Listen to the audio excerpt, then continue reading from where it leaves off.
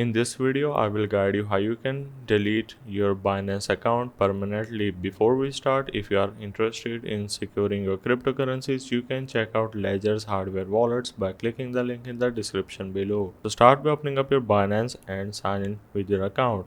Now once you are in, you just gonna need to click on profile on the top left corner of your screen, then click on your profile again. Now once you are in, you just need to click on security, which is the second option from the top, and then you're just gonna need to scroll all the way down until you see manage account. So simply click there and you will have two options, disable account or you can simply delete your account.